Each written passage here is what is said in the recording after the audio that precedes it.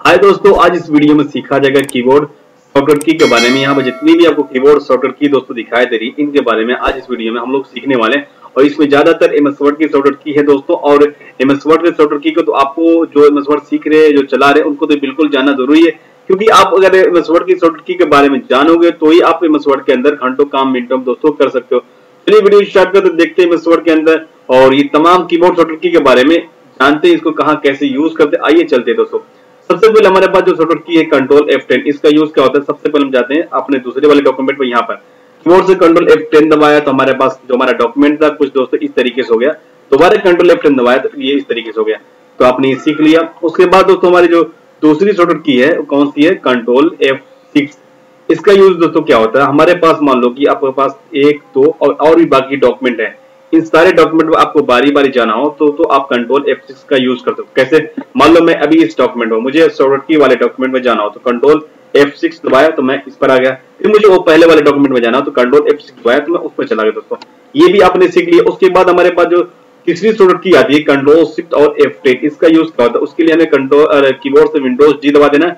हम चले आएंगे अपने डेस्कटॉप पर और यहाँ पर किसी भी आइकन के ऊपर, किसी भी पिक्चर के ऊपर राइट क्लिक करेंगे, माउस का जो राइट वाला बटन होता है उसे क्लिक करेंगे तो आपके पास इस तरीके का ऑप्शन आएगा। इसका मतलब क्या होता है कि यही ऑप्शन आपको अगर कीबोर्ड से चाहिए तो आप पिक्चर को सिलेक्ट कर लो, कंट्रोल शिफ्ट और F10 दबा दो तो आपके सामने वही प्रॉपर्टी आ जाएगी। आप एरो की से किसी भी ऑप्शन पर जाना चाहते हो, जाने के बाद एंटर मार दो, वो चीज ओपन हो जाएगी। ठीक है दोस्तों। उसके बाद हमारे पास चौथी जो शॉर्टकट की आती है कौन सी है, कंट्रोल शिफ्ट W और कंट्रोल शिफ्ट D। इसका यूज क्या होता है, हम चले जाते हैं दूसरे वाले डॉक्यूमेंट पर। अगर हमें वर्ड वाइज मतलब क्या हो गया कि हमें एक एक जो हमारे वर्ड, वीडियो, प्रोवाइड, पावरफुल और जो बीच में स्पेस है उसमें अंडरलाइन ना आए और बाकी जो हमारे वर्ड उस पर अंडरलाइन आए तो कंट्रोल शिफ्ट आपको W कर देना। तो यहाँ पर देख सकते हो, हटाना है तो कंट्रोल शिफ्ट आप W करके हटा सकते हो। उसके बाद जो हमारी पांचवी जो शॉर्टकट की है दोस्तों है कंट्रोल शिफ्ट D।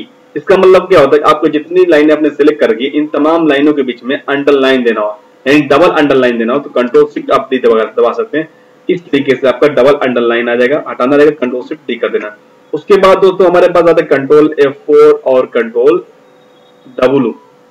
ठीक, इनका क्या होता है इसको मैं आपको लास्ट बताऊंगा। ठीक है। और उसके बाद आता है कंट्रोल शिफ्ट A। इसका यूज क्या होता है इसको देख लेते हैं, फिर कंट्रोल शिफ्ट और K का यूज देखते हैं। यहाँ पर आते हैं, अगर आपने जो टेक्स्ट को सिलेक्ट कर रखा है तो सिलेक्ट किया, अगर आप इसको चाहते हैं कैपिटल लेटर करना तो कंट्रोल शिफ्ट और A दबाएंगे तो आपका ये कैपिटल हो जाएगा। फिर कंट्रोल शिफ्ट A दबाएंगे तो ये आपका हो जाएगा क्या बोलते सेंटेंस वाइज हो जाएगा। ठीक है।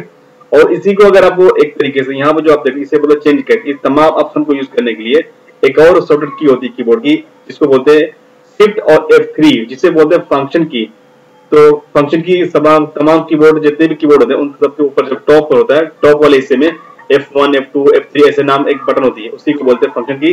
तो हम चलते हैं उसको यूज करते हैं शिफ्ट दबा के और फंक्शन की F3 यूज करते हैं। देखो यहाँ पर ये होगा कैपिटल लेटर, शिफ्ट को होल्ड कर लेना है और बाद जो हमारी फंक्शन की F3 उसे बारी बारी आपको पुश करना, इस तरीके से आपका होता रहेगा।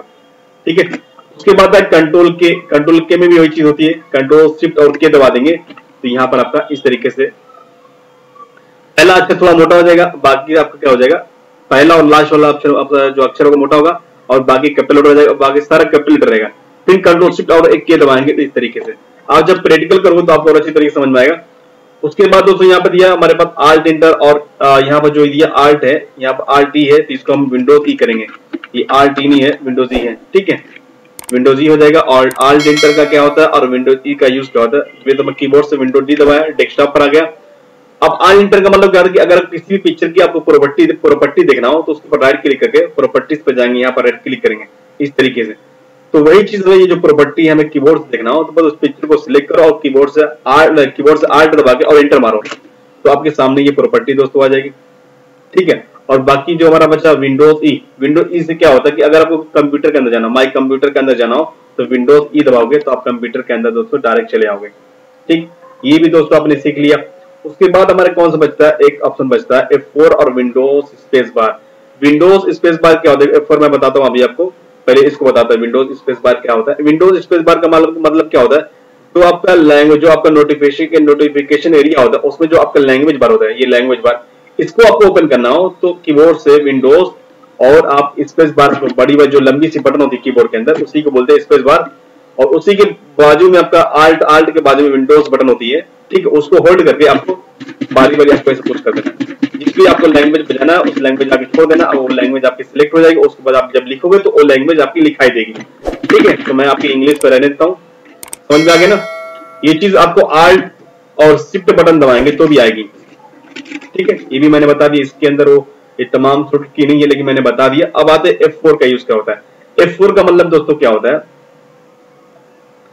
कि आप जो भी आप लास्ट काम करोगे, अगर कोई आपने टेक्स्ट को बड़ा किया, टेक्स्ट को छोटा किया, टेक्स्ट कलर किया, जो भी आप लास्ट एक्शन करते हो, F4 उसको रिपीट करता है। मान लो मैंने इस टेक्स्ट को सिलेक्ट किया और मैंने इसे बोल्ड कलर दे दिया, साइज बढ़ा दी। अब यही मुझे अगर इस पे करना हो तो सिलेक्ट किया, मैंने F4 दबाया, देखो मैंने लास्ट में क्या किया था, टेक्स्ट की साइज बड़ा किया था। तो लास्ट एक्शन हमारा क्या होगा, टेक्स्ट की साइज बड़ी कर, उसे बड़ी कर दिया। अगर मैंने लास्ट एक्शन क्या हुआ, मैंने कलर कर दिया। अगर मैंने यहाँ साइज बढ़ाई तो मेरा लास्ट सेक्शन ये हो जाएगा, लेकिन लास्ट सेक्शन मेरा अभी ये है कलर वाला। तो मैंने सिलेक्ट किया बाकी टेक्स्ट पर और मैंने कीबोर्ड से F4 दबाया, देखो उतने टेक्स्ट को इसने क्या किया, सिलेक्ट कर दिया। समझ जाना कि F4 का मतलब क्या होता है, जो आप लास्ट सेक्शन करोगे उसको रिपीट करेगा, ठीक है। ये भी आप जान गए। उसके बाद हमारे पास आती है कंट्रोल F4 और कंट्रोल W। इसको देखते हैं दोस्तों। यहाँ हम चाहते हैं यहाँ पर एक और न्यू डॉक्यूमेंट लेते हैं, कंट्रोल N से न्यू डॉक्यूमेंट लेते हैं। हमारे पास अभी 3 डॉक्यूमेंट हो गया, ठीक है। कंट्रोल पहले हम बंद करेंगे किसे, अगर ये वाला हमें बंद करना हो तो कंट्रोल W से बंद करेंगे, बंद हो गया। अब हमारे पास कितने 2 बचे। अब इसको बंद करना है, कंट्रोल F4 से बंद करेंगे। और यहाँ पे अभी हमने लिखा है तो ये कह रहा है कि इसको सेव करना नहीं, हमें डू नॉट कर देना, तो ये बंद हो गया। अब हमारे पास एक डॉक्यूमेंट बचा, कौन सा, ये, ठीक है। इसका मैं डुप्लीकेट कर लेता हूँ, व्यू पे जाके यहाँ से न्यू डॉक्यूमेंट एक डुप्लीकेट इसका बना लेता हूँ, तो हो गया, ठीक है। अगर आप इसको फिर कंट्रोल W से बंद करेंगे तो ये बंद हो जाए। लेकिन अभी आप देखो आपके पास कितना बचा है, एक ही बचा है, यानी एक डॉक्यूमेंट MS Word का बचा है। लेकिन अब अगर आप कंट्रोल W करो या कंट्रोल F4 करो तो सिर्फ आपका क्या बंद होगा, जो आपका पेज है ये बंद होगा, लेकिन आपका MS Word पूरा बंद नहीं होगा।